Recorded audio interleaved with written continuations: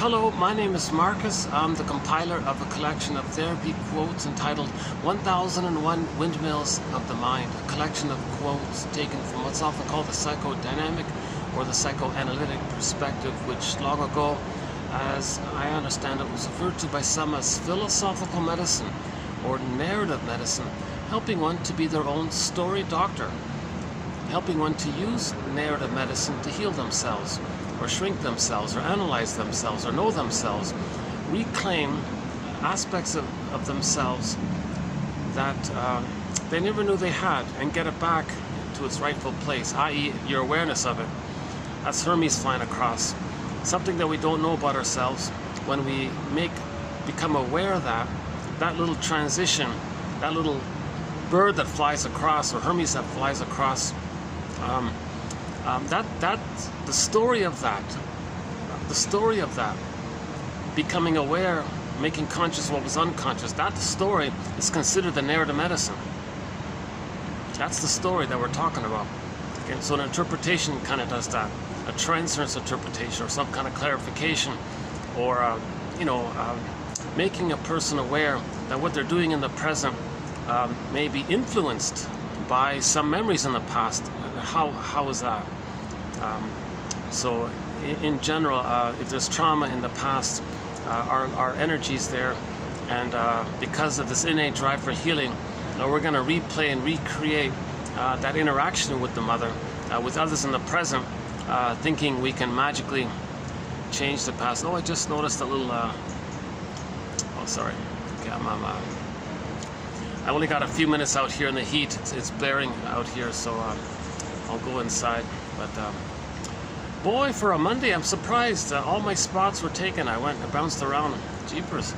So I'll do a few minutes here, see if by the time I go back and see if it clears up a little bit. Yeah, Monday. I thought Mondays were pretty good. So yeah, I'll show you my little atmosphere here.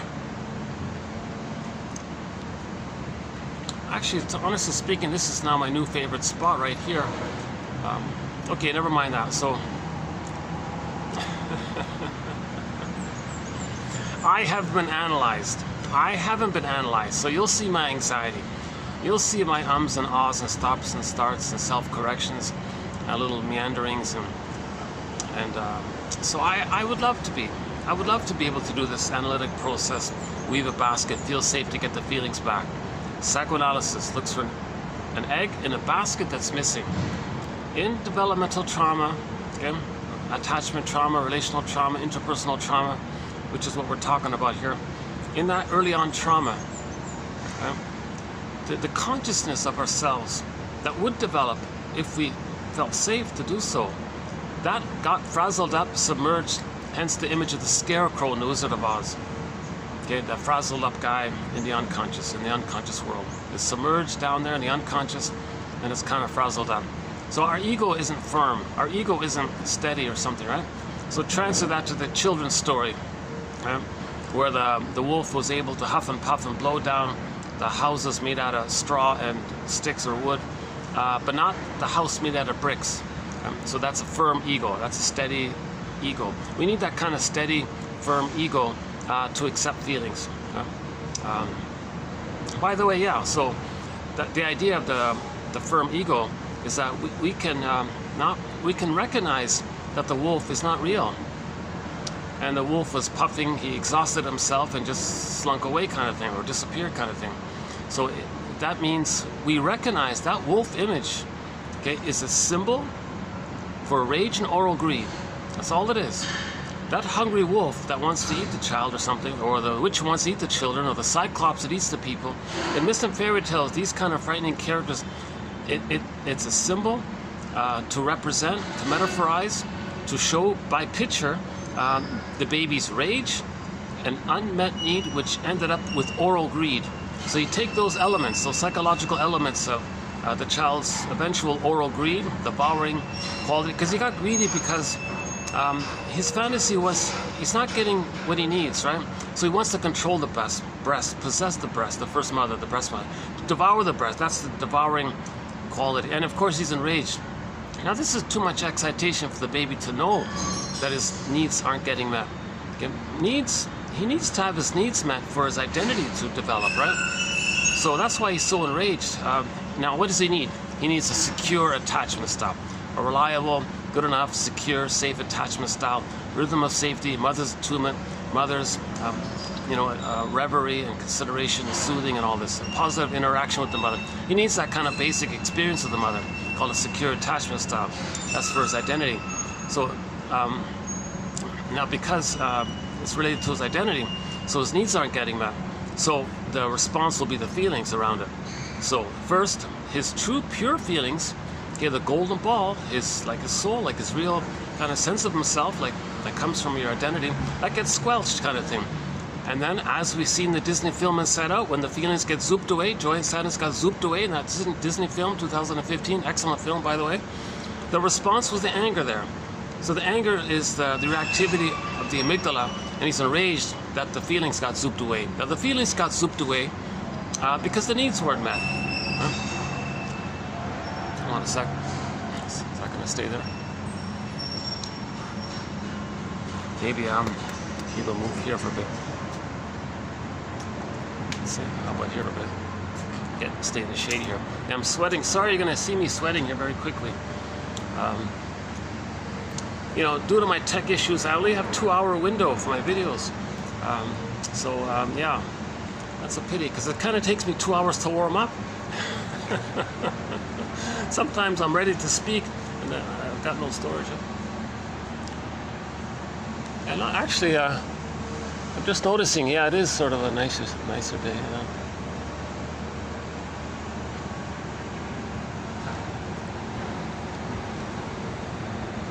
There's guests over there at the pool, so I had to, I'm around the other opposite end of the pool area, so they can't hear me, which is good, yeah. So Key Image, excellent film, by the way, if you haven't seen it, called Inside Out. That, by the way, that film has won a Golden Windmills of the Mind Award because it teaches and presents very vividly a key and important area. Okay.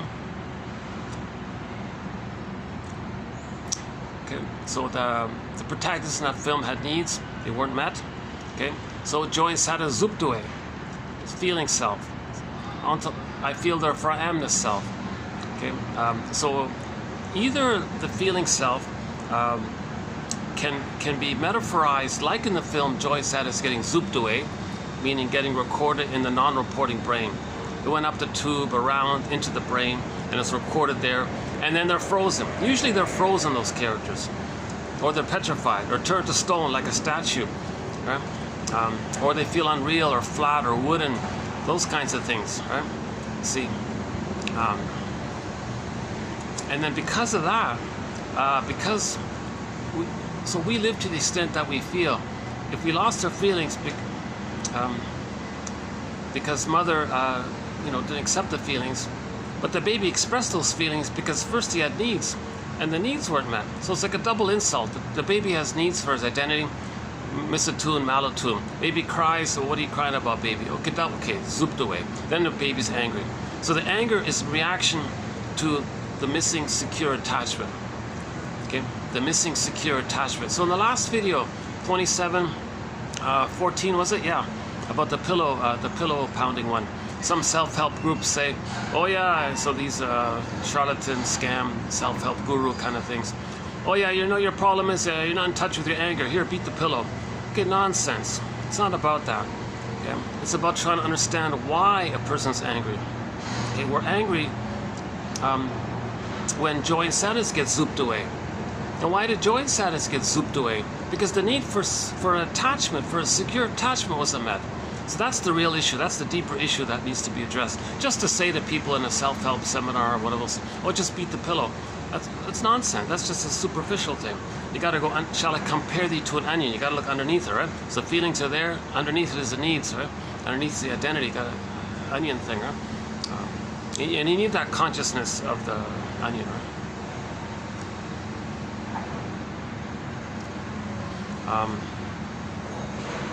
Where were we? Hold on a second.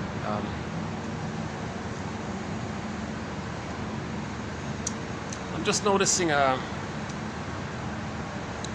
little distraction here, but take a look at this. Hold on a second.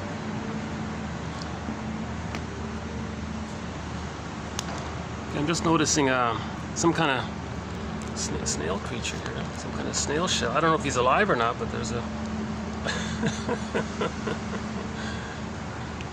Anyways, all right, never mind. I'll still send over.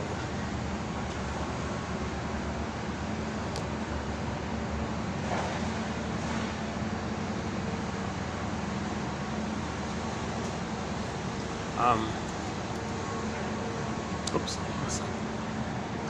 Yeah, so in this video we'll be doing TQ2715 here. Okay, we'll be doing these ones right here. Right.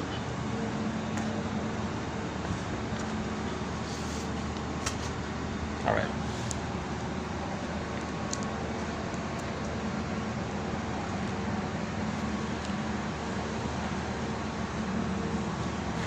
Okay, let's retrace back for a bit.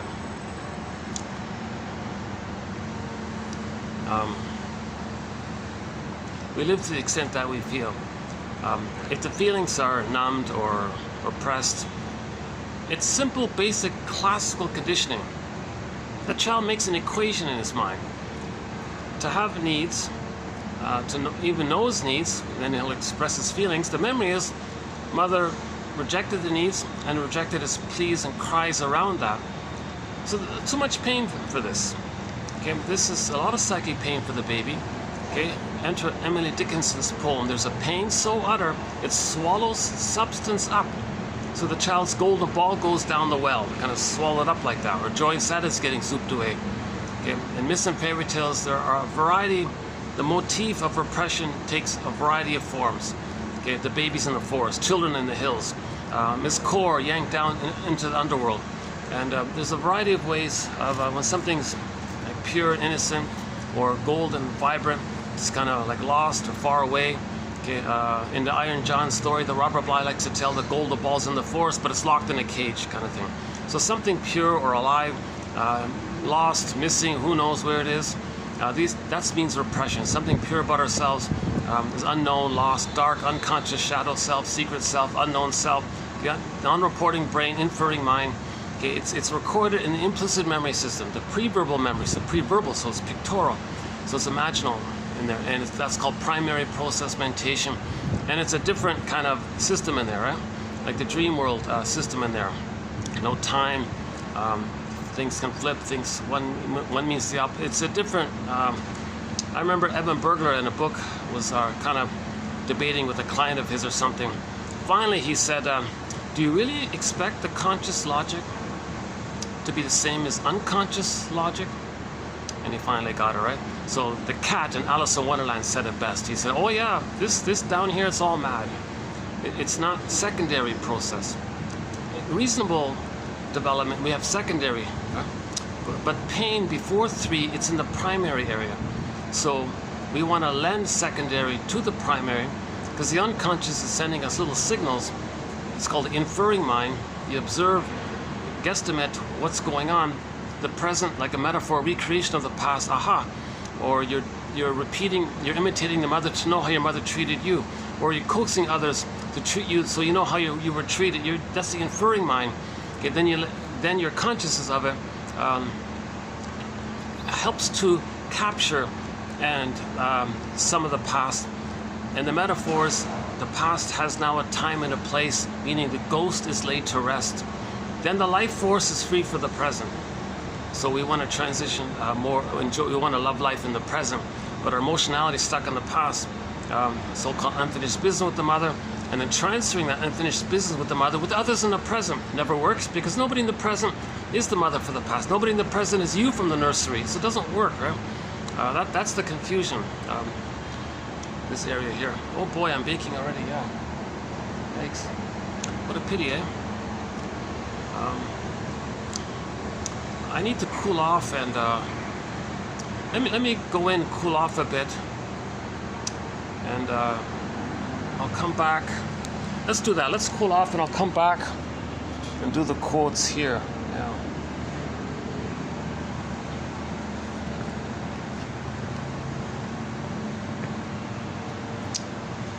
Okay. Yeah.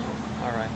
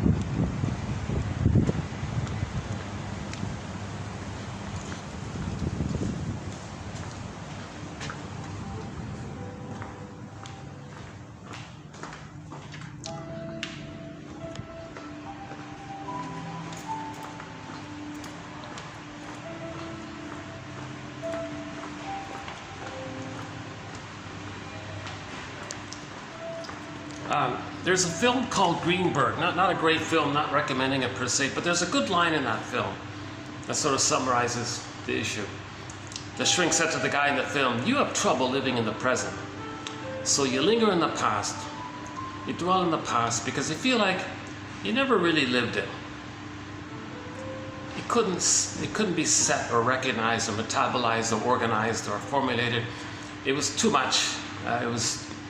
And then that's the freezing, and we're stuck in the past, the frozen area, right? So what we do is, because of the compulsion to heal, innate drive for healing, the mechanism is to get that love, get those needs met. Baby was traumatized in a state of timelessness, doesn't understand time, so the present's still the past. The present is like a new edition or a new version of the past. I wonder, let's see. No, it's not gonna work now. Okay, let's take a peek here. So we're posting this in year 2023. ชั้น 3 ค่ะ Third floor. Let's see. Yeah, okay. It's not too busy here. Yeah, okay.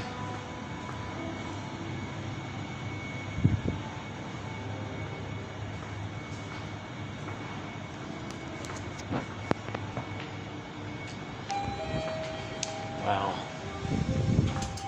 Lift กำลังลงค่ะ Going down.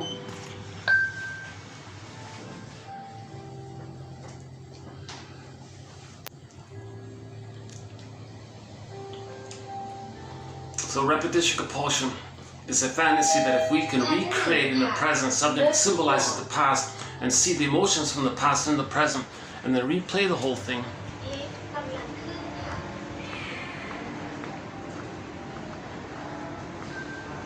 Oh, it's busy here again, huh? Oh, look at that. Okay. Let's go to my backup spot.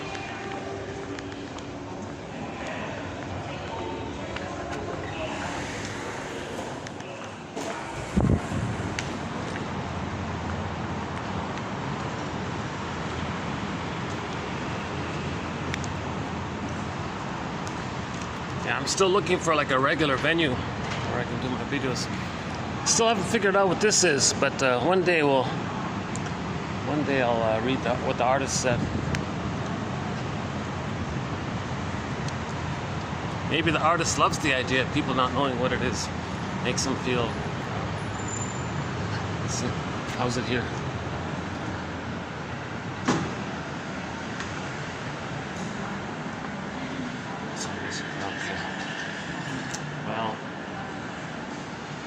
This is cool here, yeah.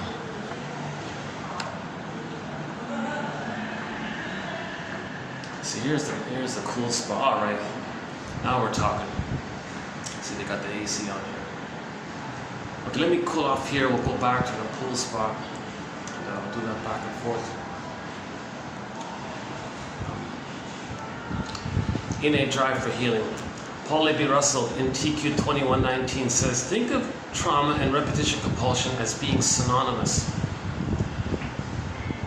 So how the current speculation, again, I'm not a shrink or a professor, ballpark approximations theory, I'm only a BA disclaimer, maybe I'll update it later.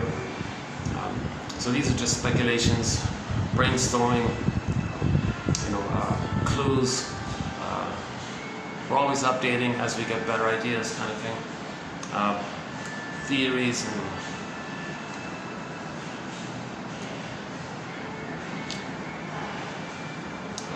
so the baby's in pain, right? Something happened with the mother.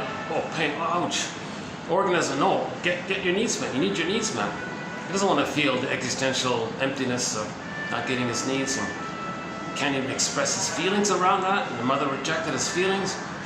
Okay, he's going to try to so he creates, the metaphor is, imagine a 45 music disc record, one song, that cry for love, that memory of the baby crying for mother's love. Mother, I need a positive maternal experience with you. I need a secure attachment with you. I need your attunement, your reverie, your soothing, your presence. I need to go through a developmental process with you. Mother, I have developmental needs from 4 to 5 months, symbiosis, paradise with you.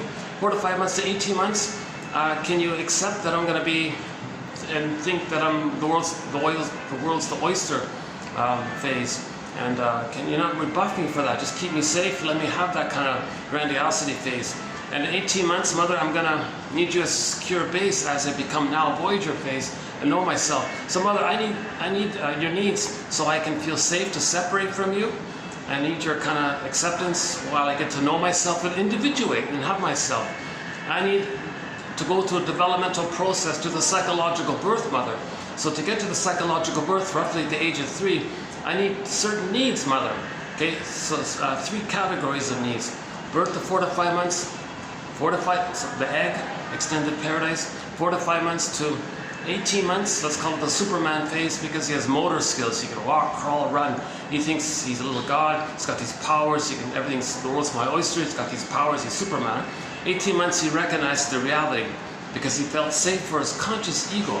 So his conscious ego develops naturally.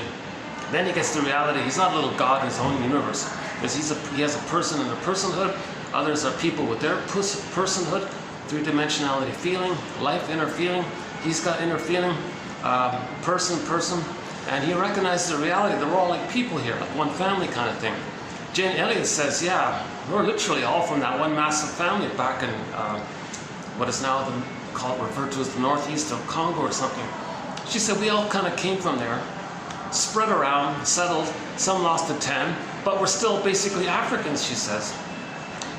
And on average, we're cousins, 30 to 50 times removed cousins. So we're literally all Africans, and we're all cousins, like we're one family. We all came from Homo Boldoensis. It's pretty obvious, right? If you look at the myth and fairy tale collections from any place, any time, same stuff, same psychology, same motifs, same patterns. Fairy tale mythological motifs are metaphors for underlying psychological patterns. They're metaphors for psychology. They're psychology, storytellers of the shrinks, describing our trauma, recognizing our trauma, giving validation for our trauma. Why? Because we became a traumatized version of ourselves roughly 10,000 years ago.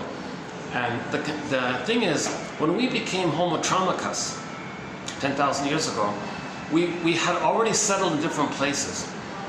So now when you're traumatized, you repress, you project, you want to repeat, either or thinking, and now we have a traumatized mind, okay? And then we're in different places. And while we're in different places, trivial biological variations. And then, so that's why people are kind of confused. What should be like a family reunion kind of thing, Homo naturalis. Well, who are you? Are you the mother who hurt me? No, what are you talking about? I'm your cousin. Wait a minute, it's all, we're Homo traumacus. Okay, either or thinking, my greedy, your greed. This kind of infantile, traumatized caveman way of thinking. So for example, when the baby is, when the baby has a need to nurse properly, and let's say the breastfeeding is okay. Oh, there's my mother. She's a goddess, he's special, bliss, one, paradise, all good. He's in heaven. Okay? Mother's doing it wrong. Uh-oh. He can't. Now he's scared. So Joey and Sadness got zooped away. Fear's at the console. Fear, baby can't run. He's cornered. Now anger appears. Okay, now mother's doing it wrong. He's in rage. Okay? With the rage, he has the fantasy to control the breast and devour the breast, mentioned before. Did I mention before? Oh no, I wasn't take one. This is my take 2, by the way. Yeah, I did this video already earlier, and I abandoned it. I'll just do it over again.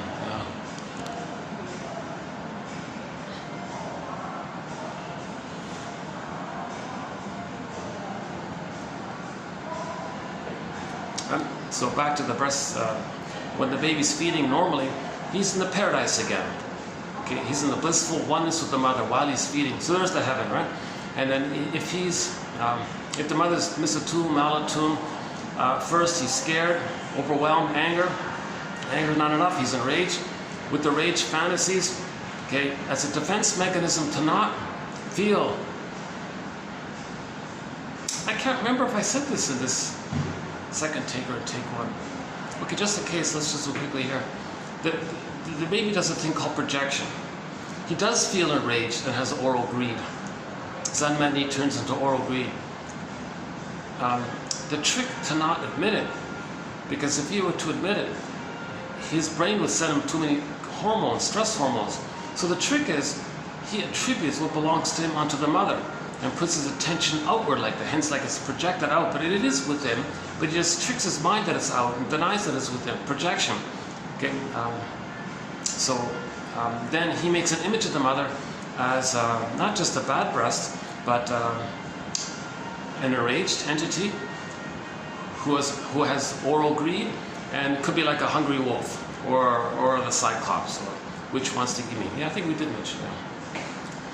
So now at that point, while he's feeding with the mother, and he now has to, as a compromise for himself, to cope with this, he has to fantasize that she's a monster and all this.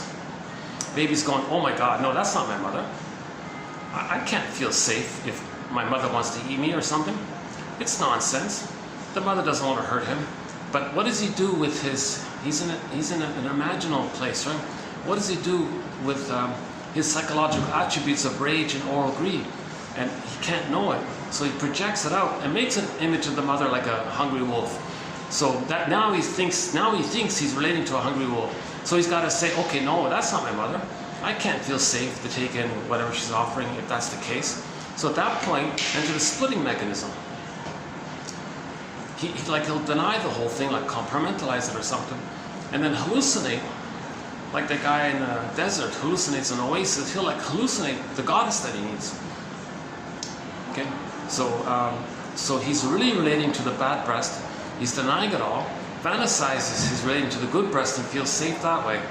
So that's called the splitting mechanism. And if if that memory system isn't resolved by the age of 3, and he's still set with a template like that, he goes through life with this wild yardstick. It's a so-called infantile yardstick, where things have to be like perfect or everything or nothing. So the good breast is everything for the baby. So I highly idealized or highly devalued. Not perfect, forget it. Miriam Minerbo quoted a client in her little speech there on YouTube.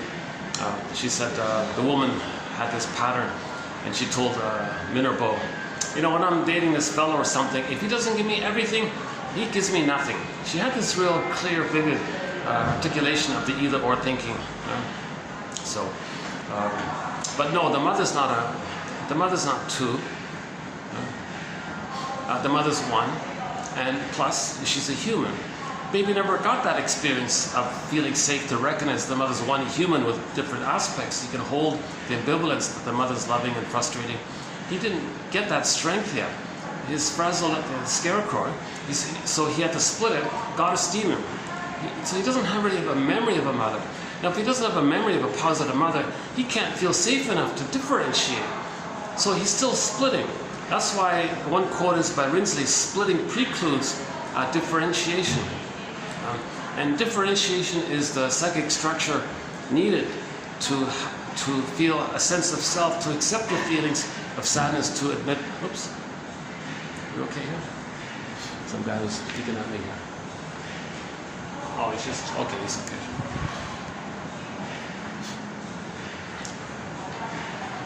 He was just taking a look at something.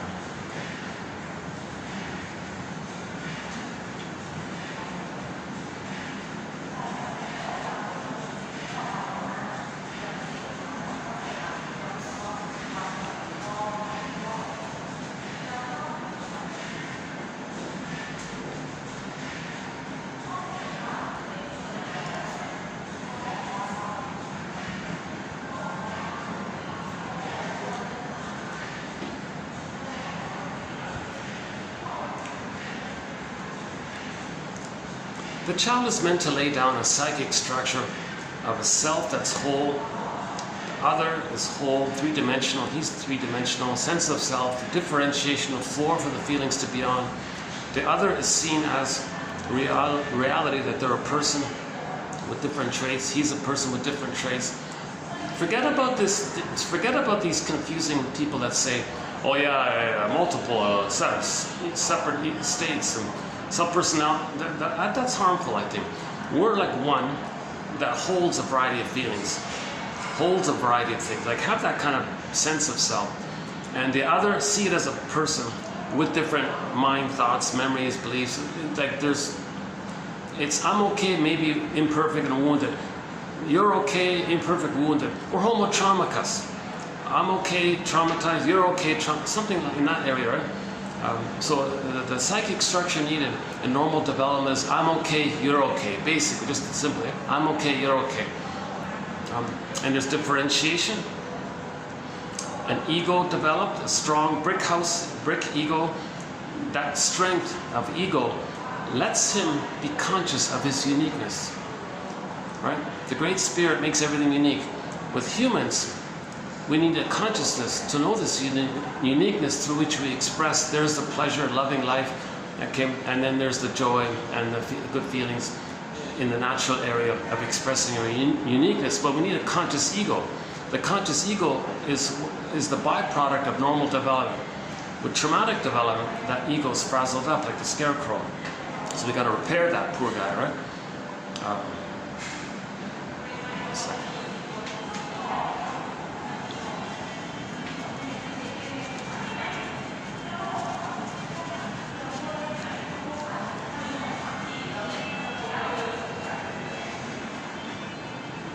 Okay, I guess I've cooled off a little bit.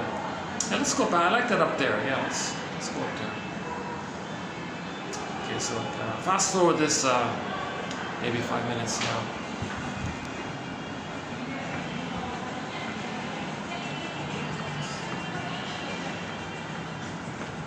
Oh, there's guests right here. Oh, okay.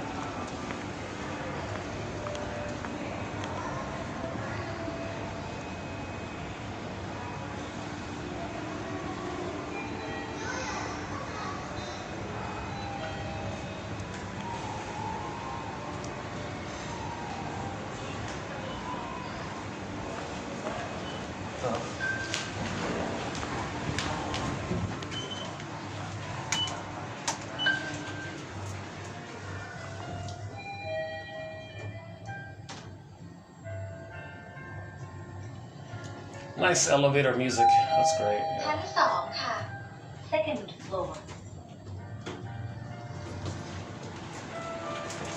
ลิฟต์กำลังขึ้นค่ะ Going up. Okay, so we're posting posting this in the year 2023. Oh, deja vu, right?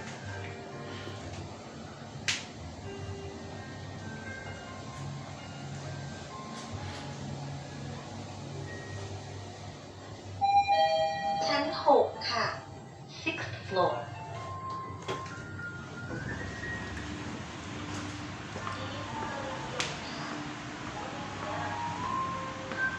So I can't really do it up in this area because of the offices and the fitness center and some of the staff here and all this. And yeah, a lot of traffic there.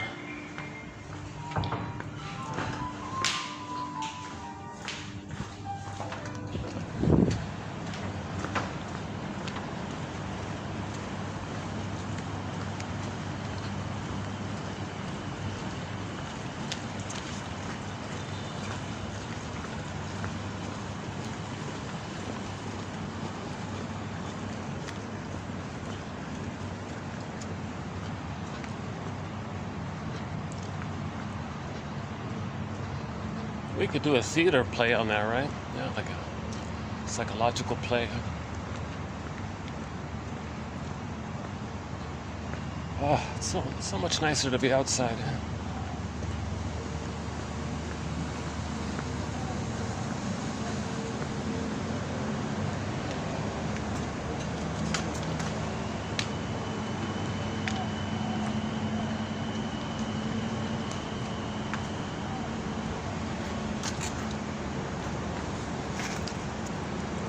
Okay, the most important point is what Aletha Horner said recently in a recent video. The interpersonal leads to the intrapsychic, which then expresses itself interpersonally. As above, so below, inside out. Okay, the baby has an interpersonal relationship with his mother, an interaction with his mother. He records it, he remembers it, and sets down deep neural pathways based on the interaction. Okay, and it's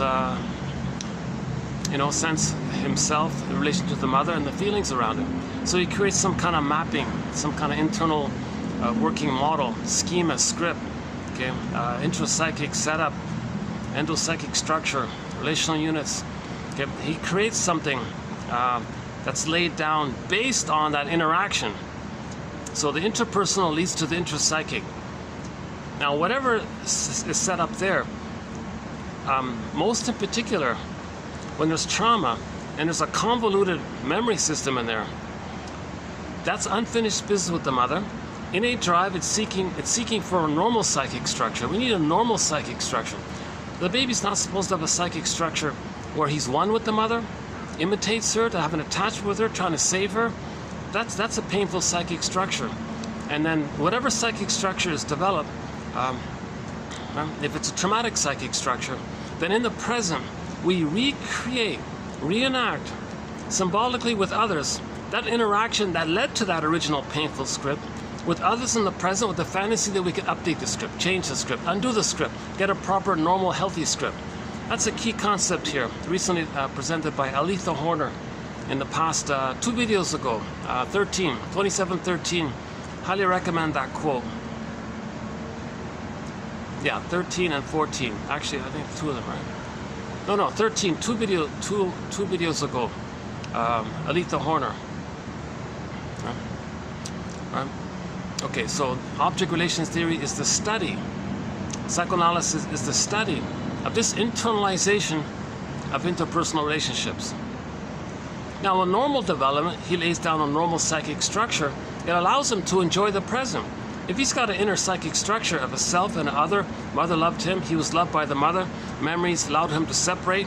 Okay, so she's loving, he was loved, I'm okay, you're okay, normal psychic structure. Then he loves life, knows his interests, he expresses himself, has the capacities of the real self, knows, and he can enjoy the present, be creative, and a wide range of feelings are there. So he can mourn losses.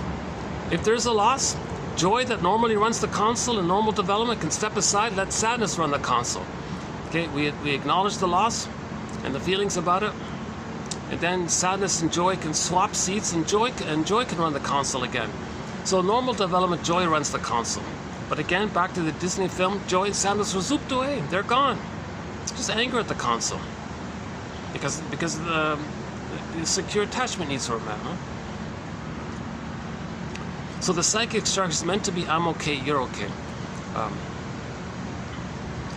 So if the baby has what's called an insecure attachment style, some kind of convoluted, painful, disorganized, unformulated, reactive, avoidant, anxious, these kinds of complicated, painful interactions that lead the child to maybe with unresolved fusion, the memory that he never got enough love to know himself, that's called the mother complex.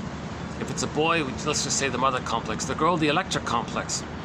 That's what they mean by the Oedipus complex. He didn't get enough love to know himself, so he's fused with her, with this ongoing problem with the mother not getting her love, so-called mother complex. So, and then if it's the boy, he grows up, he has the Laius complex. The daughter, Electra, grows up, she has the Jocasta complex. And they're all kind of stuck with this issue of no memories of having been loved to know themselves, and they're repeating the whole kind of thing with others because they give it to their children to communicate what had happened to them in their fantasy, that if they recreate what had happened to them, they can change the past. That's the confusion, right?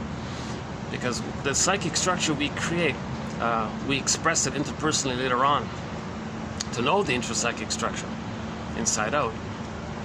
So the out is like a metaphor for the in, right? Sometimes, basically, right? Oh, I'm baking here already, yikes. Oh, jeez, I'm not handling heat very well, my goodness. Yeah, I was mentioning in an earlier video, I've been affected by this global heating thing issue, because I'm not used to heat, and So I heard a podcast recently said if you're not used to heat and suddenly you're experiencing over 35, not with the heat index, like the basic, you can be a little affected, like hurt by that. I feel that. I feel like it takes me forever to cool down. My internal cooling system is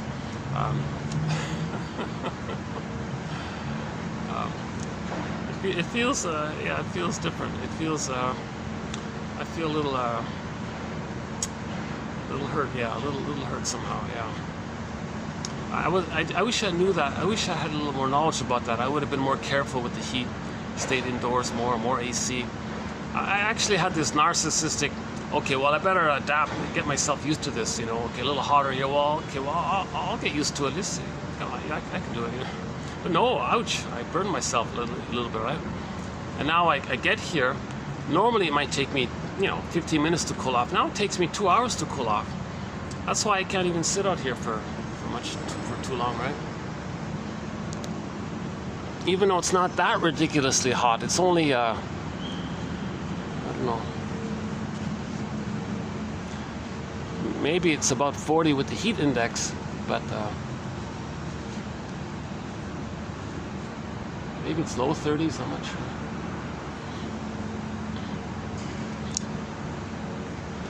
I feel like I'm gonna have to skip some. I feel like I'm skipping a lot of parts here.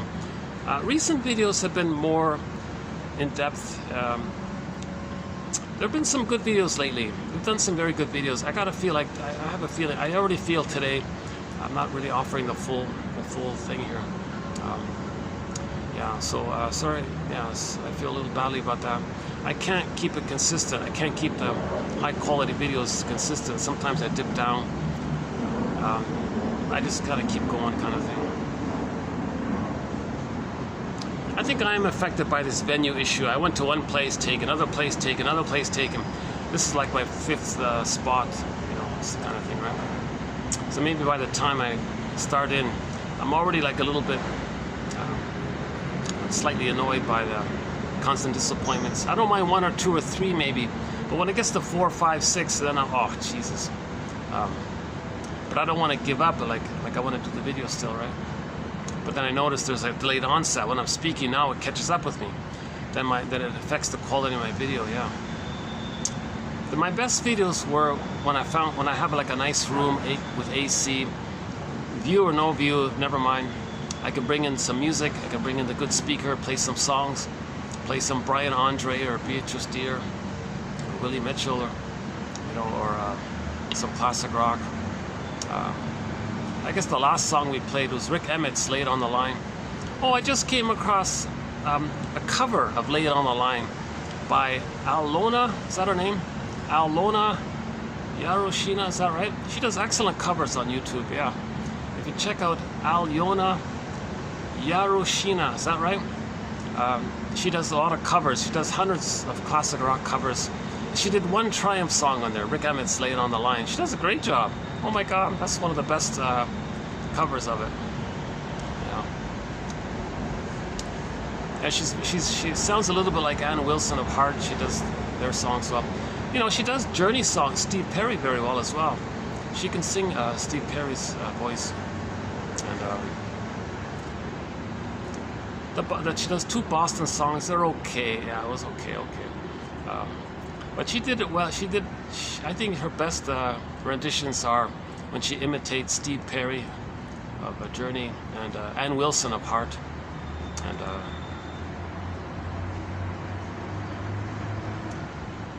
yeah, she also tried "Love Hurts" by Nazareth. That's a tough one.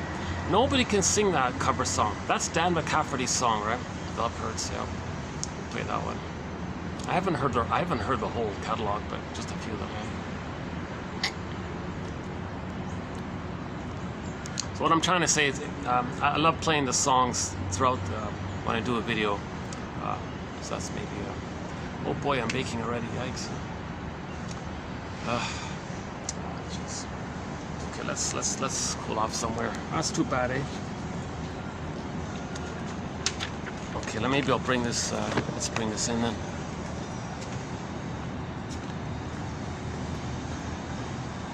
I guess I didn't really cool off as I thought I did. I can't even really fully sense my temperature anymore. That's what I'm getting at.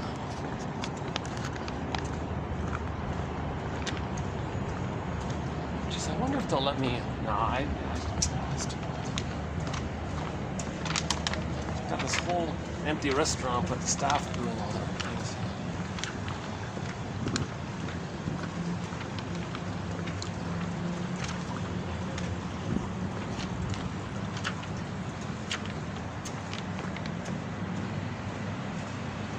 Well, maybe I can take a shower. Huh? Can you believe it? Nobody closes the. You lose all the AC when you do that.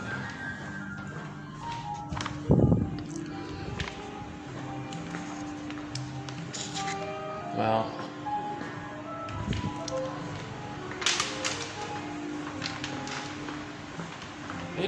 maybe I can finish up on the 4th floor after all. Let's see.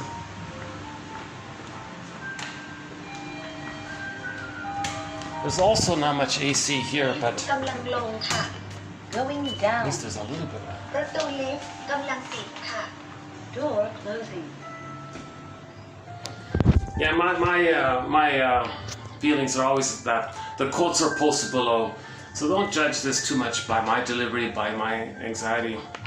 The quotes are posted below, and each person, ชั้นสี่ you know, can sort it out for themselves and be a detective. So we're offering a lot of excellent clues here. Let's see.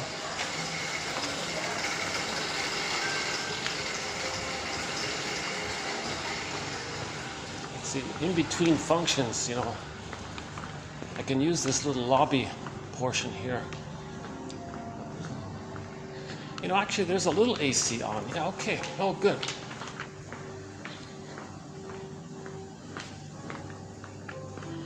Yeah, they don't want me to use that one for some reason.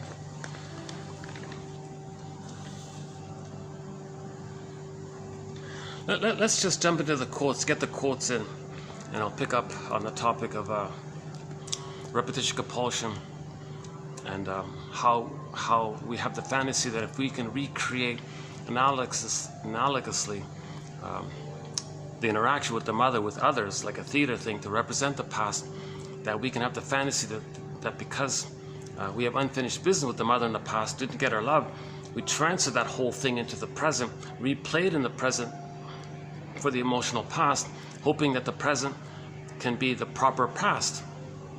It's nonsense. The present is not the past. Nobody in the present can be the good mother for the past. Nobody in the present can play. I can correct what the mother did in the past, kind of thing. But we talk a lot about the different ways the reenactment can take place. That's a key one there. Yeah. So that's you know, okay, I'm gonna have to leave it for the last videos. The past several videos, I feel like I did maybe not too bad a job in presenting the difference between the stingers and the clingers, meaning the personality patterns that develop when trauma takes place before 18 months, the grandiosity area, and that midway point between 18 months and 36 months was the clingers and the pleasers. And the reenactment is influenced by this. Stingers reenact their trauma by playing the mother who shames them. Too painful. They already see themselves onto others, so they shame others. So they shame others to replay how the mother shamed them, because they become the shaming mother, to have the loyalty and ongoing sense of some kind of connection to her by trying to save her.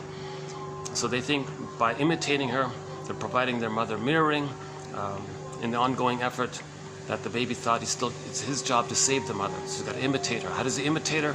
He's going to act like her onto him. Too painful, sees himself onto others and shames others. So he's actually shaming himself, but he sees himself onto others. So he hurts others because he's playing the mother who hurts him. So this is the whole issue of the stinger personality pattern. It's called negative magic gesture, identification with the aggressor. So we covered that in recent videos. The clingers do it direct, more benign, still dysfunctional. They just coax others to reject them the way the mother rejected them. The stingers have scapegoat hunger. They reject the quote-unquote more human side of being human, so empathy, reparation, tenderness, affection hasn't really developed to that place. They're still trapped being one with the mother, imitating her, thinking that if they if they do to others what the mother did to them, maybe one day the mother in the mind will be pleased or something. It's nonsense. It's no baby's job. No baby can as well save the mother, correct the mother, give the mother what she needed back in her nursery way back then. It doesn't make, see, we're not making sense. With trauma, we don't make sense, right? So yeah, so again, recent videos went into this issue about the difference between that whole world of the stingers and the clingers. Just a short, just a handy abbreviation, because there's a lot going on with the stinger personality patterns, and as well with the clinger personality patterns. And it's related to where the developmental emotional freezing takes place, before 18 months or after 18 months, basically.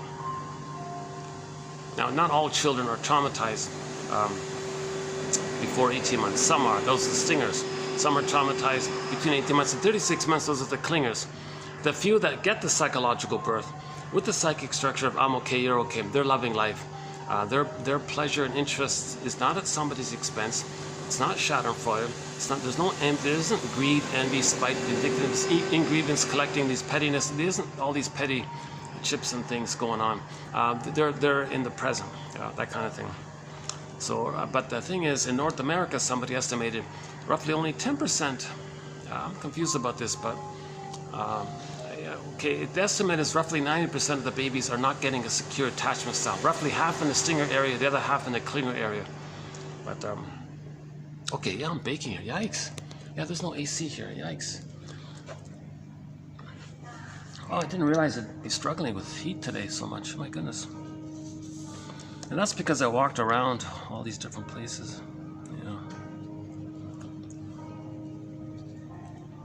Okay, I gotta find some better cooling. Yeah, I'm still baking here. All right. Let's go back to the AC spot. All right, let's do that. Yeah. Which choice?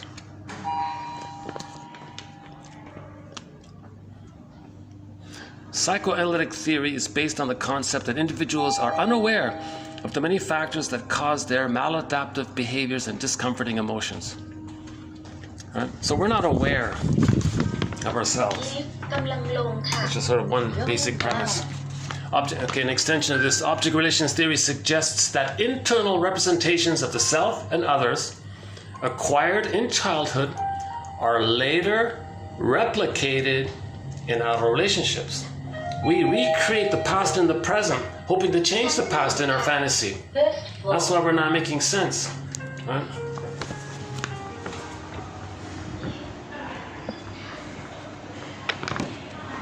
Any spots here?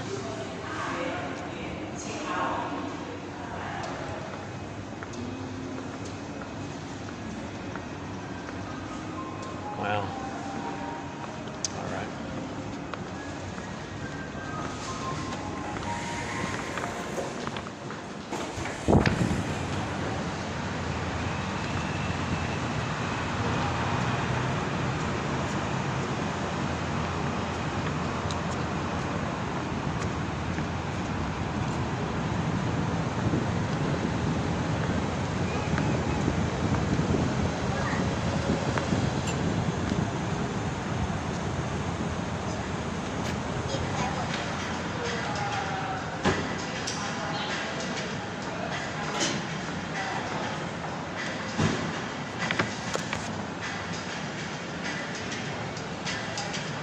What about this right here?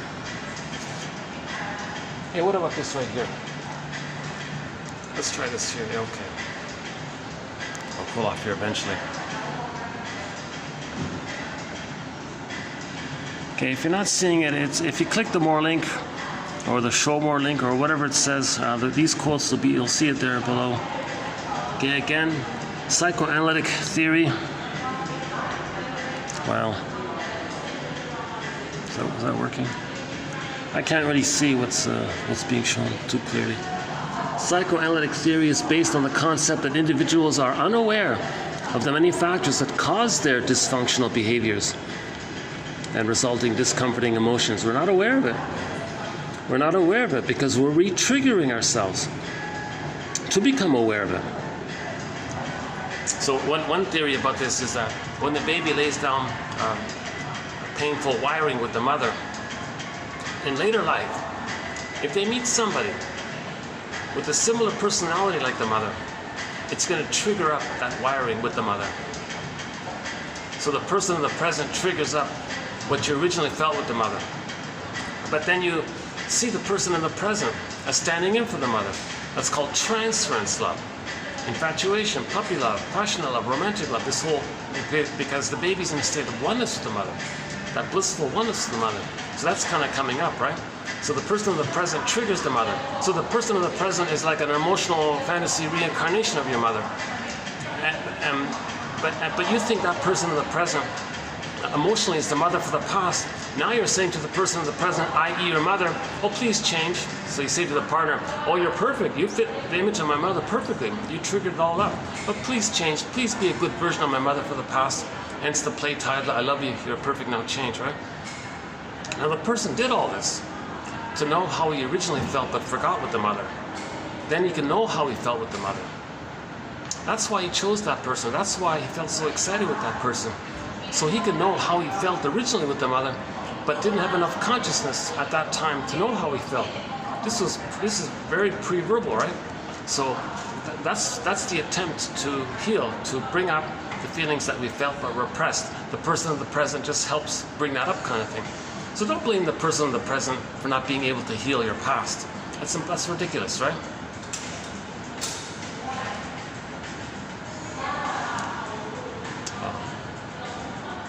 Oh, sorry, I'm just noticing the driver of the family or something gave a little gift, a little mango gift to the kid. And he's smiling, he's all happy. Good driver, a nice driver. Okay. All right,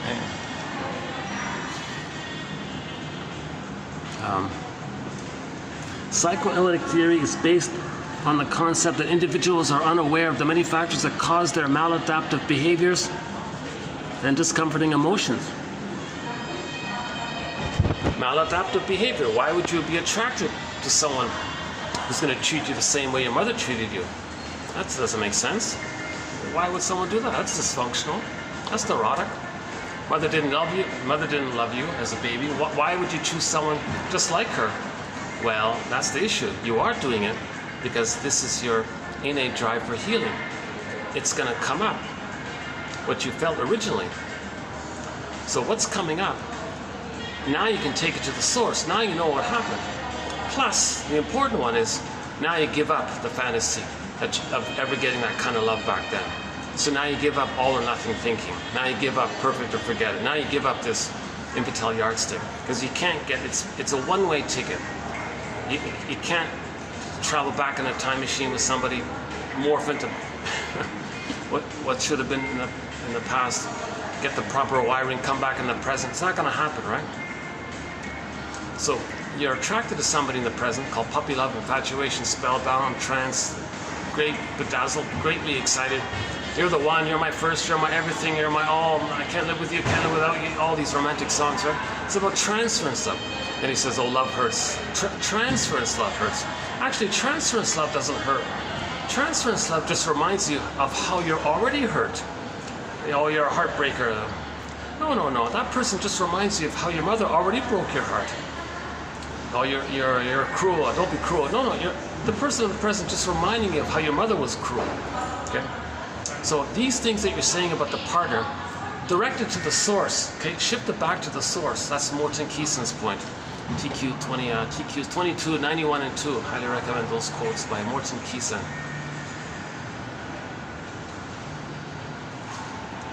Then you have awareness. Oh my God, this is what my mother did to me. The way this partner is treating me, this is what my mother did to me, kind of thing. And you're frustrated, and she's stubborn and cold and rejecting. Oh my God, how could you be so selfish? Well, that's not. Say that to the mother. That's what you as a baby maybe wish you could have said to the mother. Why are you doing it like this? How come you're rejecting me? Okay, well now you know that the mother was emotionally unavailable for the person as a baby because she was traumatized herself. If she's traumatized herself, then she has a record, a memory, a 45 that she was traumatized.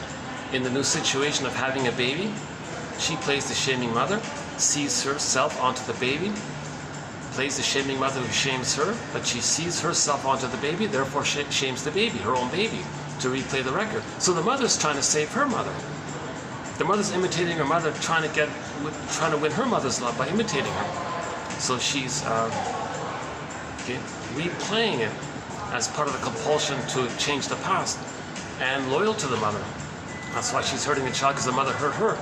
So the child, the youngest, the grandchild, now the adult, can have a little recognition of what's going on here. The truth, the greatest hurt of all. The truth will upset you free. Mother failed to provide a secure attachment style.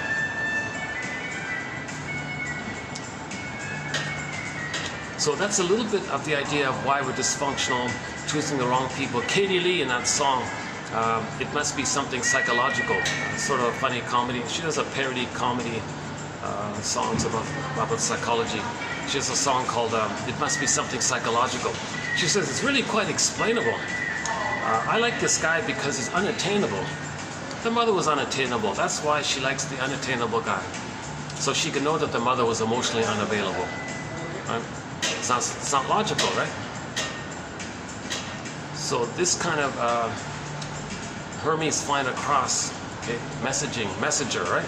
The gods send you a message. Hermes is the messenger for your unconscious. The gods are the unconscious. All the energy in, you can personify it as a powerful, mythological, godlike character, right? And the god sends, hey Hermes, here's a little message. Roll up on a piece of paper and carry it across to the person. Let him read it, kind of thing. So the unconscious self is talking to the conscious self, and that's the image of Hermes flying across. Again, psychoanalytic theory or psychoanalysis is based on the concept that individuals are unaware of the many factors, okay, that cause their dysfunctional behaviors and unpleasant emotions. Okay. More specifically, object relations theory suggests that internal representations of the self and the others acquired in childhood are later replicated in adult situations, inside out. Okay? We replicate, we replay, recreate, new edition of the past and the present to know what happened in the past. That's Hermes. When the benign internal object world is lost during trauma, the child will choose identification with the aggressor over the barrenness, isolation, and meaninglessness of a world without positive memories. Rather than experience the cosmic isolation of an objectless world, the child assigns malignant meaning to the experience, arguing they're no good or something like that. A child who's emotionally abused will come to believe that they deserve it or something. They're no good, they're defective, something's wrong with them.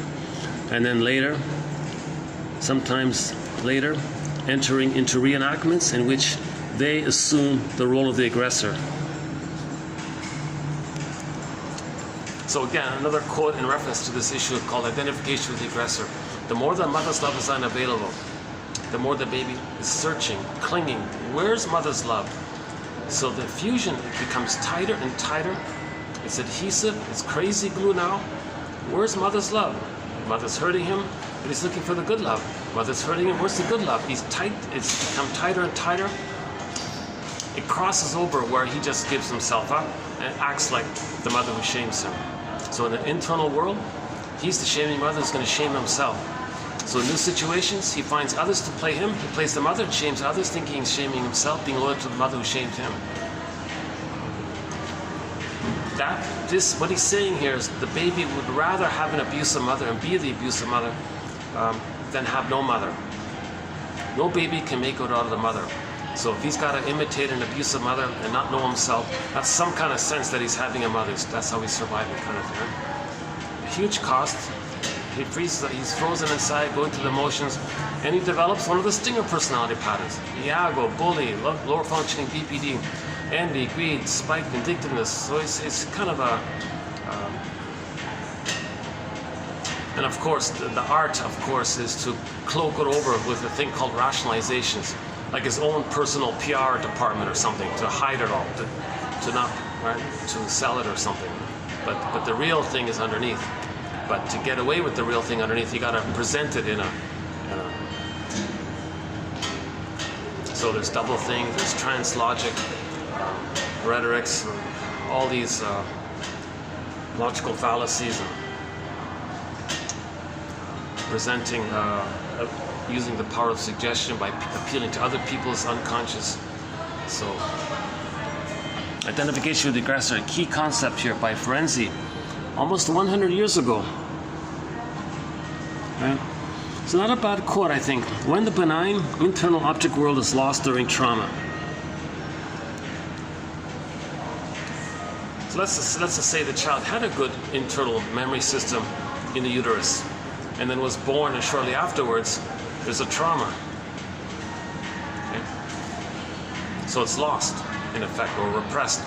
What's the child going to do? Oh, all he has is the shaming mother. He'll become the shaming mother. That's his connection. Because if he doesn't identify with the mother, he has this barrenness, isolation of the cosmic emptiness, he calls it. Like inside there's nightmares of like no identity, existential anxiety, all this, right?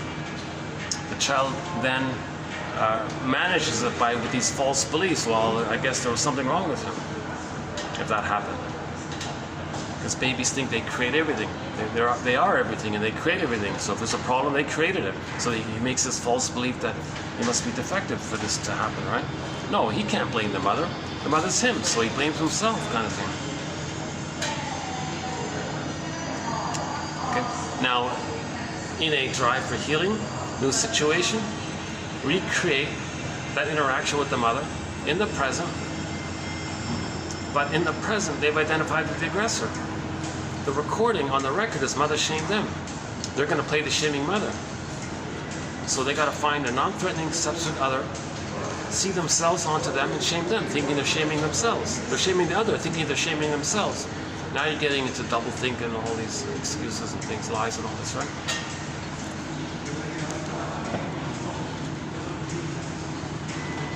A richer, more flexible conversation between the inner world and the external world, so that the individual's perceptions of others are more genuinely attuned to how these others really are, rather than being too readily assumed to fit one of the internal templates that have in the past been so powerful.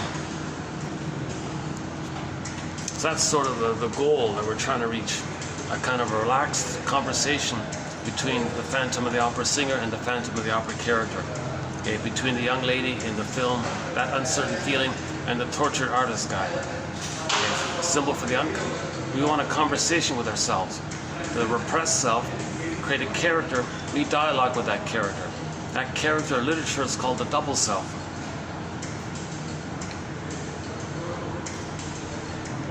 That's the narrative medicine. So what he's talking about here is the narrative medicine. If we don't have the narrative medicine, then we're stuck with the traumatic template of the past. From 2 to 6 months, the infant slips in and out of consciousness. Again, from 2 to 6 months, the infant slips in and out of conscious unity or symbiosis. They feel no boundary between themselves and the mother's breast. Longing for fusion with the breast, the infant is soothed by it as part of himself. Does the breast carry a powerful image for the suckling infant? Okay, rhetorical question. The breast is, the image of the breast is either goddess, wonderful, or a frightening monster. We don't want that set in there in his template, in his psychic template, because then he's going to distort the present and have exaggerated opinions about others in the present.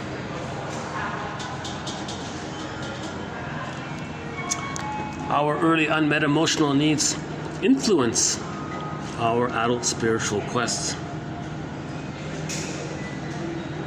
Yeah. See, that's when the self-help cult gurus exploit this kind of thing, right?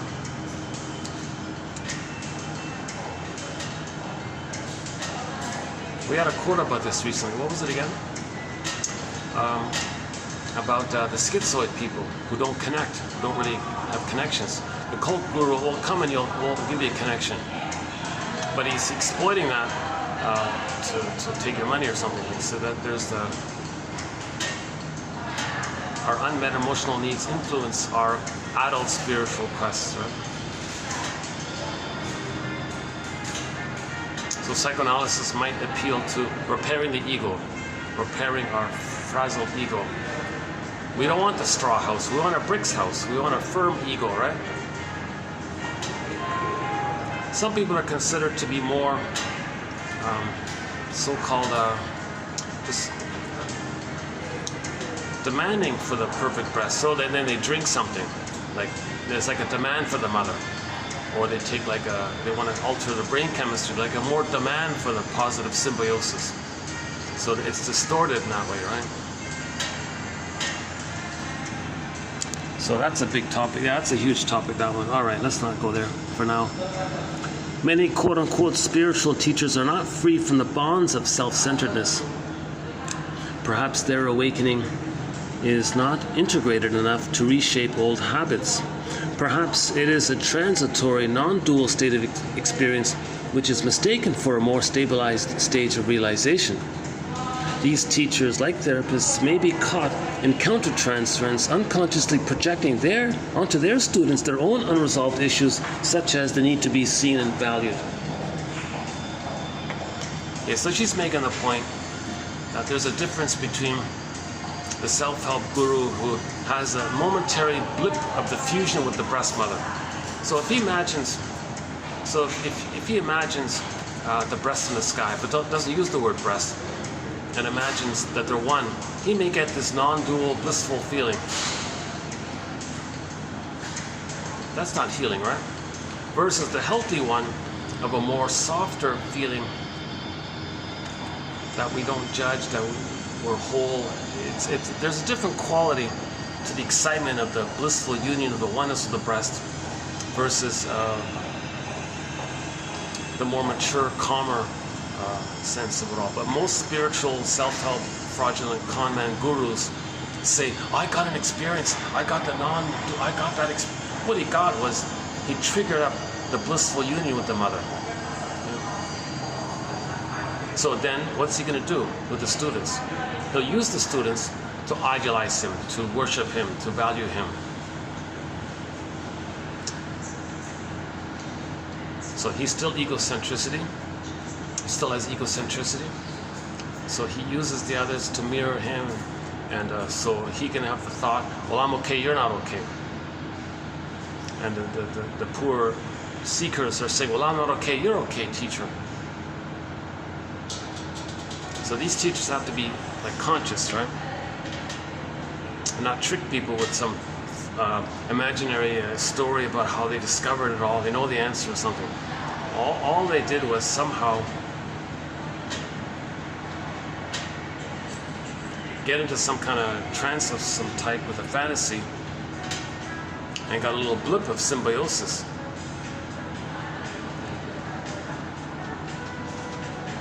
So a lot of self-help gurus who talk about non-duality and blissful, okay, they're talking about how we as babies feel when we're nursing, but they're not telling you that. So she's very careful in saying it like this. Yeah, look at that. Okay, again, many quote-unquote spiritual teachers, meaning the new age, mainly the new age fraud, right? Okay, many of the con artists, new age one. Many quote-unquote spiritual teachers are not free from the bonds of egocentricity. They're still there. They have the narcissistic pattern, right? Perhaps their quote-unquote awakening is not really integrated enough to reshape old habits. You see, that's a polite way of saying it, right? Perhaps it is a transitory, temporary, non-dual state experience. Okay, just this little blip of the memory of being in blissful oneness with the breast. That's a transitory, non-dual state experience, which is mistaken for a more stabilized stage of ongoing realization of I'm okay, you're okay, three-dimensionality. So these quote-unquote teachers may be caught then in trying to use others to meet their needs. They're going to project onto their students their own unresolved issues, such as the need to be seen and valued and loved and admired and all this. A number of quote-unquote New Agers become state junkies, meaning like emotional state. So they're always searching for the next little blip, right? Blip of symbiosis, always searching for the high of spiritual experience. Meaning, what he means here is the blissful feeling that you're one with the mother, that the baby has. Okay, in one guy's terminology, they may have some experience of spirituality, i.e., some kind of momentary waking up. You're excited. You're in the blissful union, right? Love conquers all feeling. But little experience of growing up and cleaning up, meaning emotional work and shadow work. Okay, so trigger work, emotional work, and shadow work. Okay, owning your projections, that's shadow work. Trigger work, emotional work. Okay, that's noticing how the present, that's making I statements. Okay, so emotional work is making I statements, that's growing up. Okay, owning your projections and integrating and owning aspects about yourself that you deny, that's shadow work. He calls it cleaning up and growing up. Okay, the New Age gurus, they're saying, oh no, we have the spiritual awakening. What are you talking about? Really? You think you're in a blissful state, but you didn't grow up? You didn't grow up, you're not an adult, and nor are you, did you mourn losses and things? Okay, this one is from Connie Zweig. She talks a lot about this shadow work area. Transference, the unconscious tendency to attribute feelings about someone in the past, such as a parent, onto someone in the present. This may leave us in a childlike position in relation to the other person.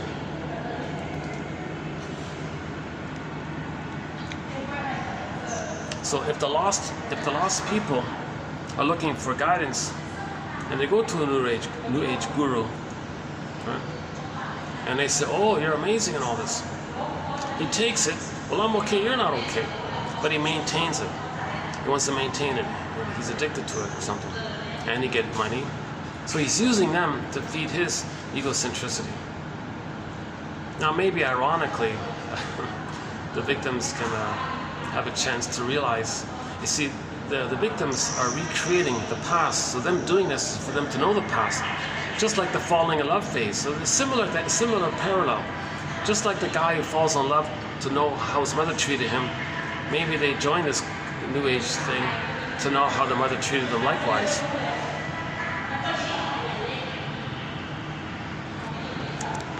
The next one here, transference resistance may be defined as a characteristic.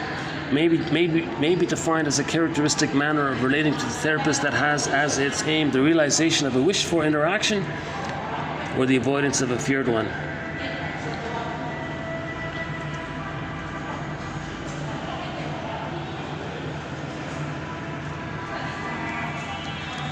And so when we are recreating the wish and the fear with the mother into the present, the transference and the replay also replays the wish and the fear.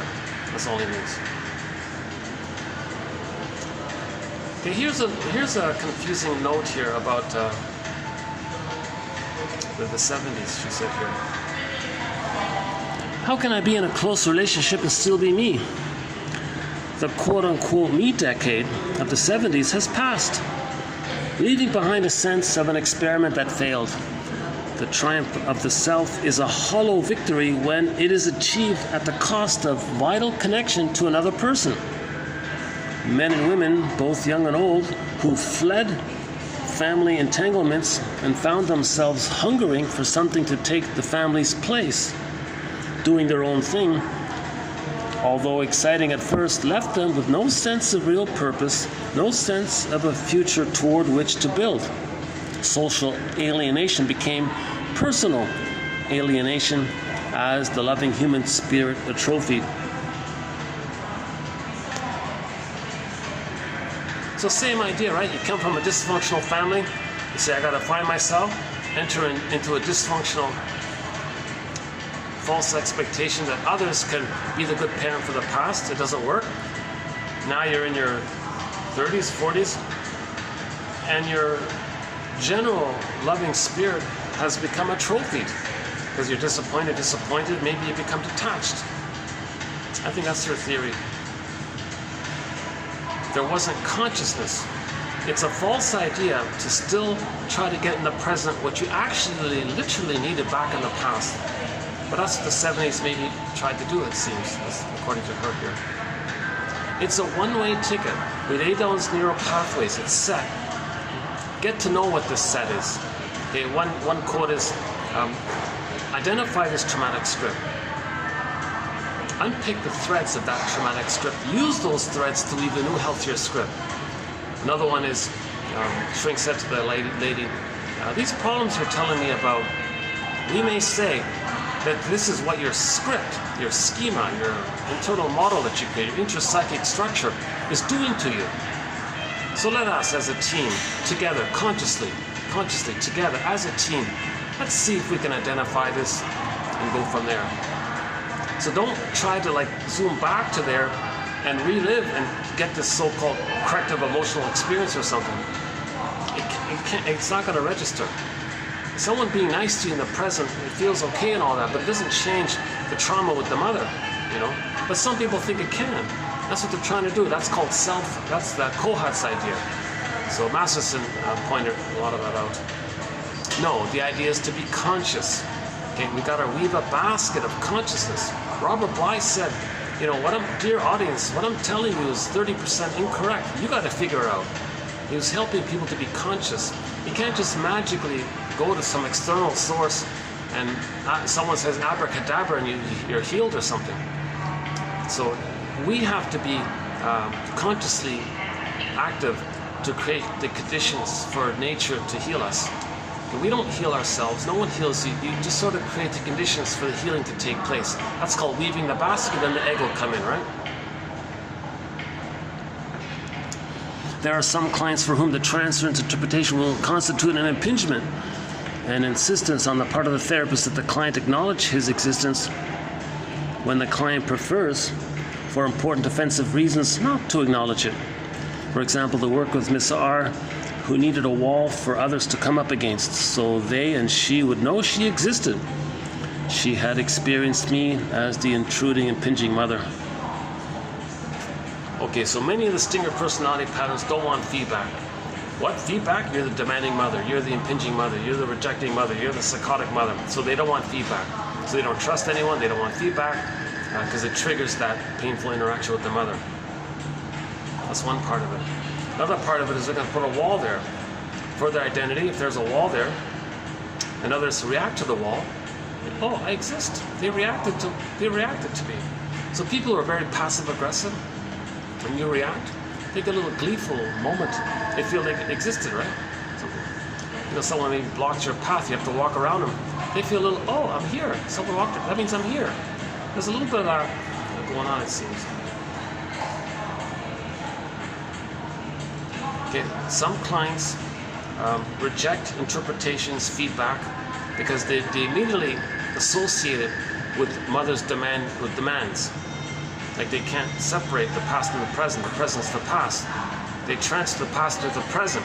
They distort the present, the interpretation, distort it, twist it, and think it's the impinging mother, and they have the emotionality of it. So the feedback triggers the demanding mother.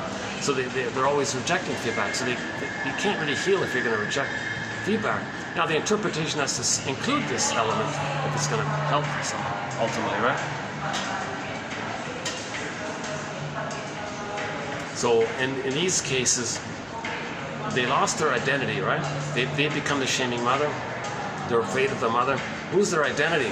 So maybe the idea of an identity is put a wall, a schizoid pattern, and watch others try to get through to them, and they get a little gleeful response that way, maybe.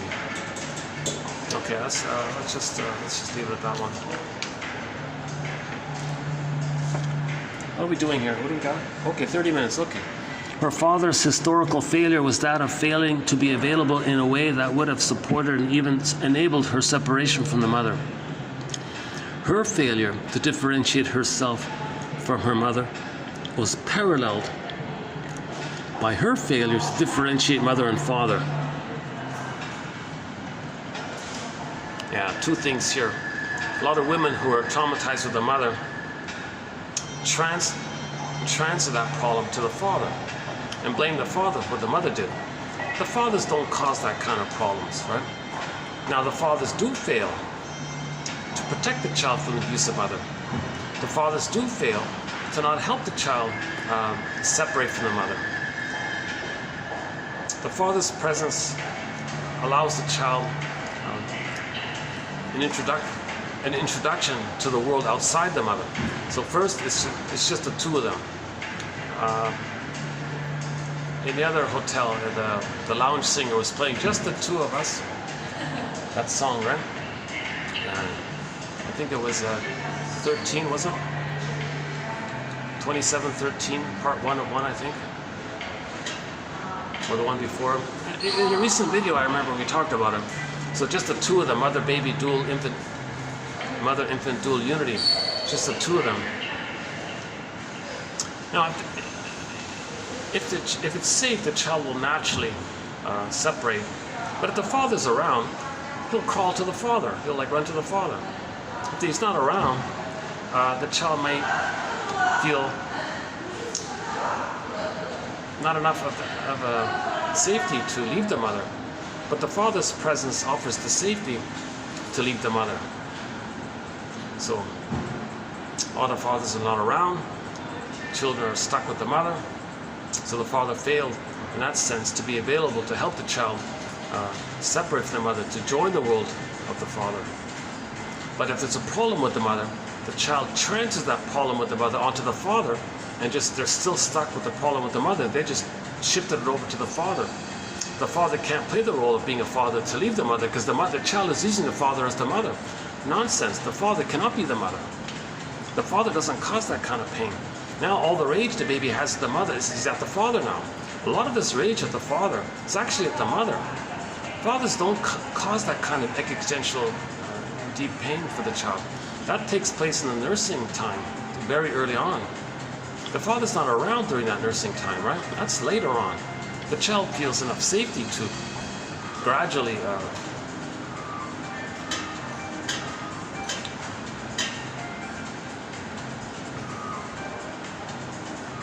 guy's curious about me. Oh.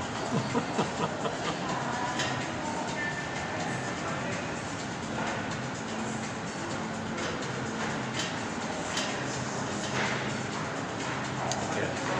Let's soothe his worries here. Let's go. Let's move over here maybe.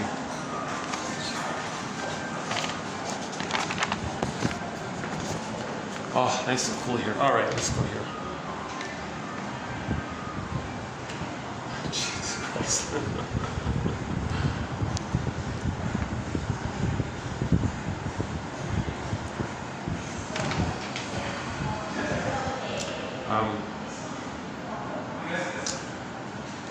Okay, another one by Elisa Horner. We have one quote along about emotional eating on, so this one is a question mark for me, emotional bulimia. She says here, this whole issue of bulimia, the bulimia dynamic, like this gulping and then this rejecting, this whole, doesn't necessarily mean literally with food, but this whole idea of like this oral greed and big rejection, like this whole area, this so-called bulimia. She says here, this is a byproduct of a failed schizoid defense. Because if the person has a schizoid defense, they just put a wall on everybody. They just have an emotional detachment. But what if there are holes in the schizoid defense? Maybe that clicks over to the enraged gulping, and then maybe it's a Swiss cheese schizoid defense. Maybe emotional bulimia comes from the Swiss cheese schizoid dilemma. Okay, but if it is with food, the obsession with food and weight, like any other obsession, serves to divert and bind the anxiety. So symptoms, Sarno says symptoms distract us from our emotions. If we got a lot of emotional pain and we got a physical symptom, then our attention is on the symptom. You got a shoulder ache, where you focus your attention on the shoulder ache, it keeps you away from the emotional. So it binds the anxiety. So the body bears the burden, right? The symptoms can be understood in terms of the underlying double approach avoidance conflict. The wish and the fear, right? Too close, mother's impinging. Too far away, mother's abandoning. Too close, claustrophobia. Okay, without the mother, okay, that's the agoraphobia one. Defenses reduce or silence internal turbulence. Okay, so psychological defenses, right? Defense mechanisms reduce or quell internal anxiety. They help individuals cope with the demands and challenges of external reality. To be sure, a price is paid for reliance upon defense mechanisms. It is exacted in the form of reduced awareness of self and others. Yeah, the more we use defense mechanisms, the more we're sleepwalking through life. Not aware of ourselves, not aware of others. And hence we feel like we're missing life, right? Here's an older quote from 1894. Okay, now this next one here. Okay, on the rare occasion, we have no Freud quotes because of the translation problem. Now, whenever on the rare occasion I find a German shrink writing in English and the German speaker says, Freud says such and such, fine, I'll include it. So here's an example. In the first phase of his construction of the mind, okay, Mr. Freud there in 1894, and later in 1896, described the role of repression and later that of defense in general in modifying traumatic ideas with the potentially pathological mechanism of defense separating off an undesirable idea from affect. Right? Can we go back here? All right.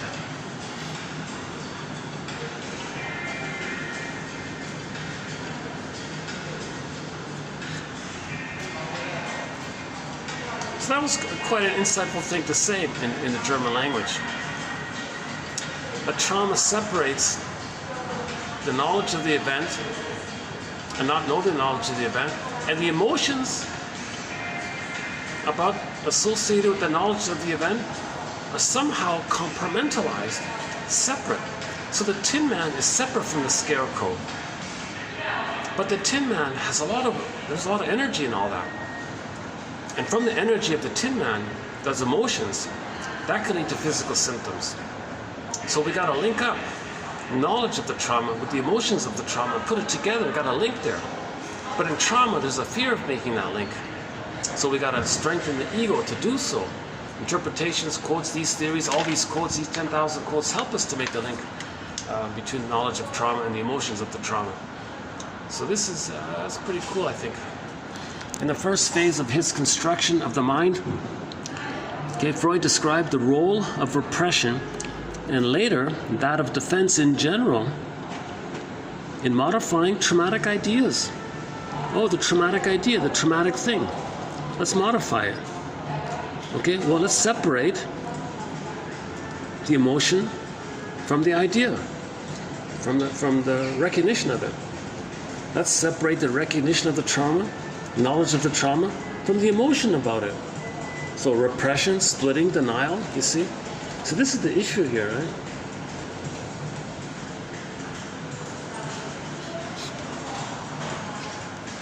How are we doing here? Oh, still work. Okay, we got about 20-25 minutes. From the TV show Drop Dead Diva, the legal comedy, the science fiction, sci-fi, metaphysical, legal comedy show called Drop Dead Diva, there's a difference between school spirit and blind allegiance.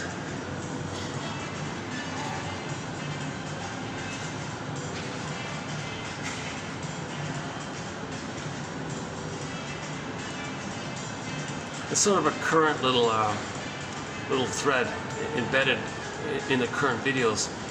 They're uploading episodes from that show. It ran for 6 seasons, and now they're posting the episodes. So a few little quotes I'm including.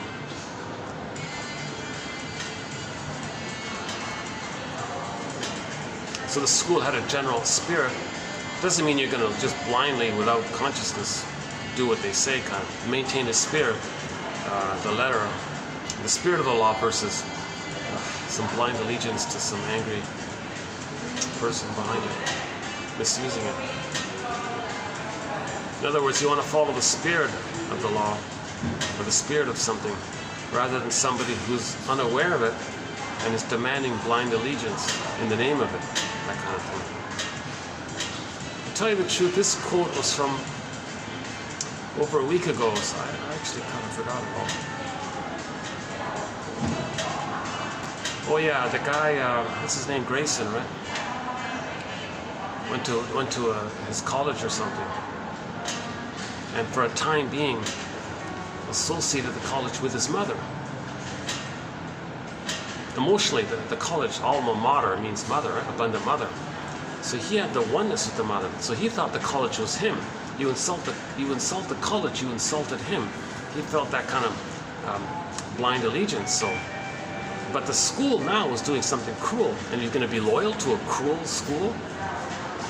So that's the blind allegiance. So finally he woke up and said, "Oh no, I'm not for that." Because the school did something criminal and very cruel and all this, and he was going to defend it. And his friend was shocked by this. You got to be kidding! You're going to defend the school doing something so cruel? That's blind allegiance. So later he changed. He came to his senses. Yeah, no, you're right. I'm not going to support the school. Let's sue the school because it's the spirit that counts, not blind allegiance to the school. I forgot the episode, season 3 something. Okay, let's finish up. Let's go back to the pool area because I notice lots of people coming in. All right.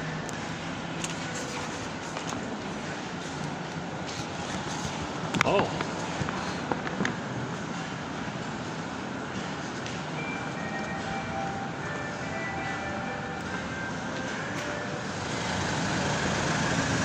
Oh, airport limousine. Oh, I see.